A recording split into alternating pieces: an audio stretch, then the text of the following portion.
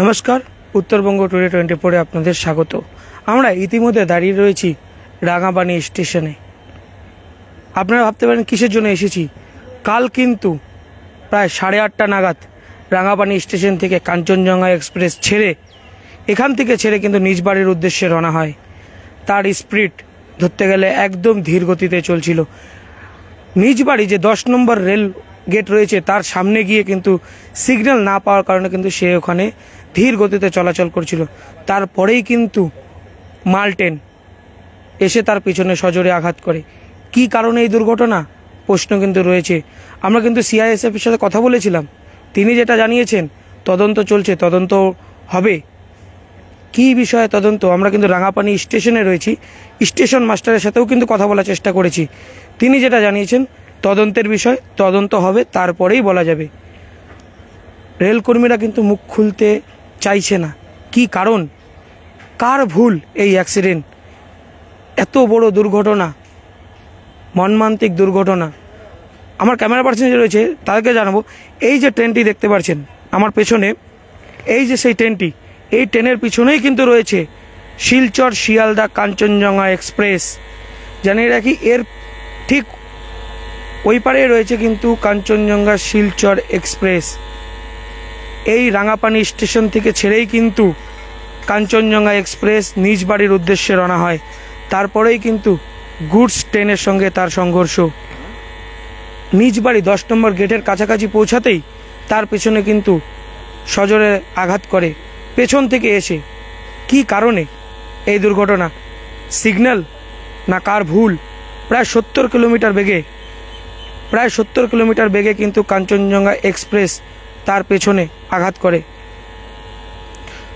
কি কারণ, আমরা কিন্তু আপনাদেরকে কাল থেকে কিন্তু আমরা আপনাদের সঙ্গে রয়েছি। রেল কর্তৃপক্ষ মুখ খুলতে চাচ্ছেন না। রেলমন্ত্রী অশ্বিনী বৈষ্ণবও কিন্তু এই বিষয়ে কার দোষ, কার ভুল, কার ত্রুটি তা কিন্তু জানায়নি। আমরা রাঙাপানি স্টেশন থেকে রয়েছি আপনাদের সঙ্গে। এই স্টেশন থেকেই কিন্তু কাঞ্চনজঙ্ঘা এক্সপ্রেস বেরোয়, তারপরেই কিন্তু নিজ বাড়ির উদ্দেশ্যে রওনা হয়।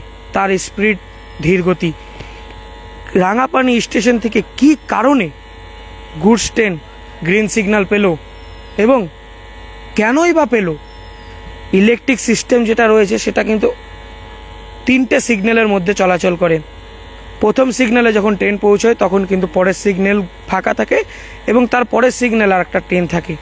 কি কারণে এই ঘটনা জানার বিষয় আমরা কিন্তু আপনাদের সামনে রয়েছি রাঙাপানি স্টেশন থেকে সরাসরি।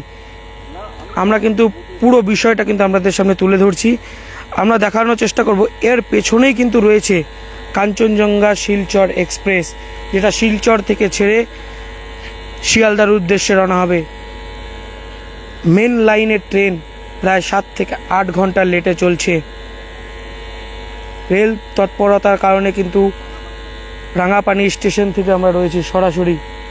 দেখতেই পাচ্ছেন সেই চিত্র আমরা কিন্তু আপনাদের সামনে সরাসরি তুলে ধরলাম। কি কারণে এই দুর্ঘটনা তা কিন্তু জানার বিষয়। আমরাও জানতে চাই, আপনাদেরকেও জানাতে চাই। এত বড় দুর্ঘটনা, 11টি প্রাণ চলে যায় এই দুর্ঘটনার কবলে। কি কারণ তা কিন্তু জানার বিষয়।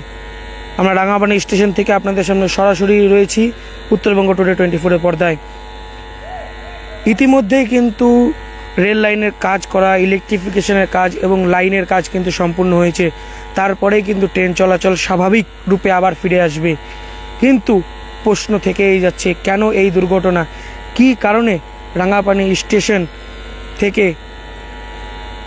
গুডস ট্রেনটিকে গ্রিন সিগন্যাল দেওয়া হয়? কি কারণ তা কিন্তু জানার বিষয়। আমরা আপনাদেরকে জুম করে দেখানোর চেষ্টা করব যে এই রেলের ওই পাশেই কিন্তু দেখতে পাচ্ছেন কাঞ্চনজঙ্ঘা শিলচর কাঞ্চনজঙ্ঘা এক্সপ্রেস।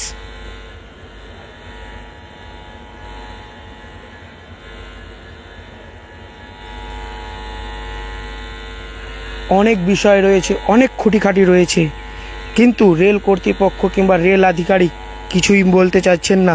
আমরা কিন্তু রাঙাপানি স্টেশন মাস্টারের সঙ্গেও কথা বলতে চেয়েছিলাম, তিনি বলেছেন আমি এই বিষয়ে কিছু জানাবো না। তদন্তের বিষয়ে তদন্ত হবে, তদন্তের রিপোর্ট আপনাদেরকে জানিয়ে দেওয়া হবে। কিন্তু প্রশ্ন একই, বারবার এই একই রেল দুর্ঘটনা। প্রাণ চলে যায়, জবাবদায়ী থেকে যায় সাধারণ মানুষ। কেন এই রেল দুর্ঘটনা? এত ইলেকট্রিফিকেশন, এত কিছু, রেল সুরক্ষা কি তাহলে আর থাকলো না? কি কারণ তা কিন্তু জানার বিষয় রয়েছে। রাঙাপানি স্টেশন থেকে গোপাল সরকারের রিপোর্ট, উত্তরবঙ্গ টুডে 24।